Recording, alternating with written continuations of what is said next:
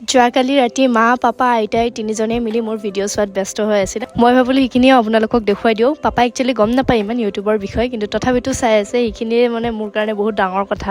বাৰু মোৰ ৰাতি ভিডিঅ' কৰিবলৈ নহ'লগৈ। ৰাতিপুৱা উঠি গা পা ধুই ফ্ৰেছ হৈ ওলালোঁ আৰু কলেজ যাবলৈ। তাৰপিছত মায়ে ক'লে আজি কলেজ যাব নালাগে দে। মই বোলো কিয়? সাপ ওলাইছে আমাৰ ঘৰত বোলে। মই বোলো আজি চেছ মৰিলোঁ। ৰ'ব আপোনালোককো দেখাই দিছোঁ। দেখিছেনে সেইডাল? কেনেকৈ যাওঁ বাৰু কওকচোন কলেজলৈ? কিন্তু উপায় নাই, মই সাপডালক ইম্পৰ্টেঞ্চ নিদি কলেজকে ইম্পৰ্টেঞ্চ দিলোঁ। ক্লাছটোক মেইন মিছাতে আৰু কোনে গালি সোপা খাই থাকে কওকচোন আপোনালোকে? মই ঠিকে কৰিছোঁ নে ভুল কৰিছোঁ? যি কি নহওক ছোৱাতে ময়ো কলেজ আহি পালোহি আৰু ক্লাছত সোমাই দেখিলোঁ যে আজি ষ্টুডেণ্টছ একেবাৰে কম, 6জন আছিলোঁ মাত্ৰ আমি, আৰু ছাৰে 6জনকে ক্লাছ কৰাইছে। আৰু ক্লাছটো কৰিয়েই মই একেবাৰে ঘৰমুৱা হ'লোঁ। আপোনালোকে মোৰ আগৰ মিনি ব্লগকেইটা দেখিলে গম পাব, মই কেইদিনমান আগতে মোৰ স্কুললৈ গৈছিলোঁ, মই পঢ়া স্কুলখনলৈ।